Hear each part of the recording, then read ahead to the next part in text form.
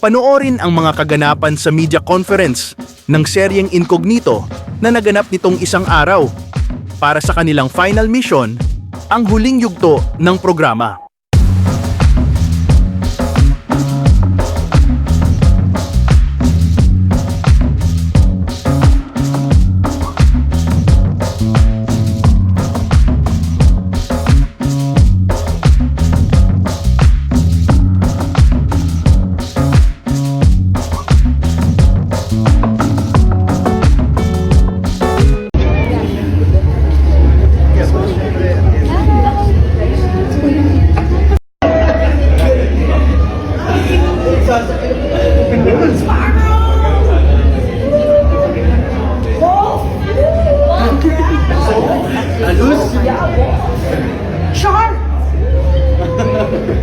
Excuse po, pasensya na po mamaya.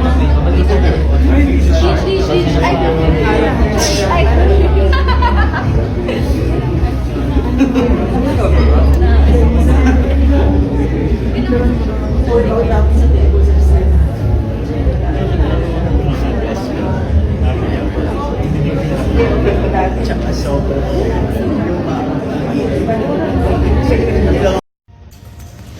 Ayun, magandang gabi po sa inyong lahat. At siyempre, maraming salamat sa oras sa pagpunta ngayong gabi. Let's rock and roll. Let's rock and roll. Miss ko yun. Richard. Good evening everyone. Maraming salamat sa pagsuporta nyo sa amin mula simula ng Incognito hanggang mid-season and ngayon of course finale ng Incognito. So thank you for joining us tonight. To all our friends from the media, thank you. Ako, hindi ko masabi kung ano yung pinaka-paborito kong mission kasi every mission talagang pinaghirapan namin, naging exciting na experience for everyone. And every mission habang tumatagal mas nagiging close yung buong grupo. Not only the actors but also the production and mas nagagamay namin isa't isa. And ito sa finale, I think dito talaga nagbunga lahat ng mga lahat ng buwelo ng grupo namin. Dito namin na ibuhos, dito namin na ibigay. So, you know, bittersweet yung finale namin. You know, I think it's mag-enjoy yung mga audience natin sa finale, but also nakakalungkot dahil ito na yung huli for season 1. Actually, pero siyempre nakakalungkot dahil alam natin na huli na yun. Nakakamiss lang and still very excited and nakakabitin. For now. Well, una siyempre mahirap pang bitawan yung karakter. Masayang gawin ito eh. Masayang gawin masyado. Kasama itong mga ito. Kasama sila direct, yung buong cast, yung production, yung staff namin, masyadong masayang gawin. Dahil hindi siya naging madali. Kaya mas masarap yung tagumpay sa dulo eh. Yan yun.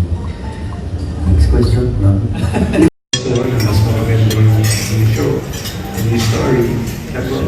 Well, bumalik ako sa kwarto, binasa na 4 times para makasabay. But yeah, so ano laki ng growth ko as an actor working with these talented people and yung crew and staff. Siguro ano ba Tracy Tomas? Siguro yung bad side niya sa mga tao. Kasi meron siyang pag gusto niya talaga eh. Pero pag naniningil na siya ng utang, mag-iibang tao na siya. Pag naniningil siya ng utang, di ba? Alam mo yun, nagagalit siya, mainit ulo niya. Pero gusto ko yung love niya, pag gusto niya yung tao, talagang love niya. Bibigay na. Bibigay niya lahat. Sasalo siya ng suntok para sa'yo. Yun. The most challenging part is, you know, accepting this whole project. Kasi the fact that it's my first time working in an action-packed series. So it was very challenging for me.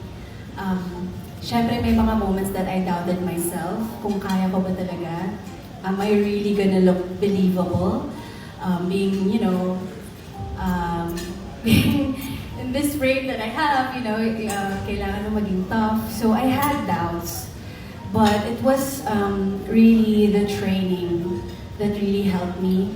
The whole show and our characters. I feel like it's such a recurring theme in the show, and especially when you watch the finale, about having a sense of duty. And I think a sense of duty is being able to sacrifice something for the greater good. So for yourself and the greater good, something bigger than yourself. Actually, it's a recurring theme. Responsibility ko rin, not only for myself, for them. Plus, accountability. Diba? Natutunan ko rin yan during Incognito shoot.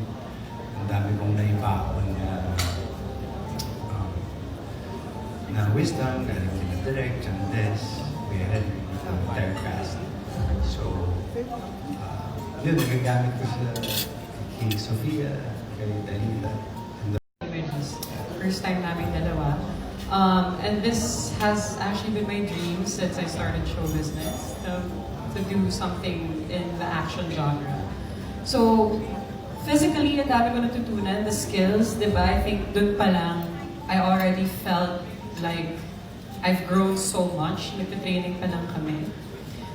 So that was even before actually shooting Incognito. Siguro what I learned from my character throughout Max's journey is letting go. It's really I think tama si Maris, ganun din. Ito ang pinakamagandang desisyon na ginawa ko ngayon sa buhay ko. Grabe. Grabe ang lahat ng mga natutunan ko, lahat ng mga pinagdaanan, grabe ang growth. Again, thank you at salamat sa Panginoon, pare. Ang galing talaga niya. Thank you everyone. Siguro as a group, yung contractors, parang kung sinubaybayan niyo yung series, parang ang dami nangyari sa amin, ang daming mga conflicts, deception, tama ka, problema, and despite all the challenges, parang nag-grow yung relationship as a group. From being business partners to becoming teammates to becoming family in the end. And sa finale, parang dun talaga yung culmination ng lahat ng mga characters na being one, being united.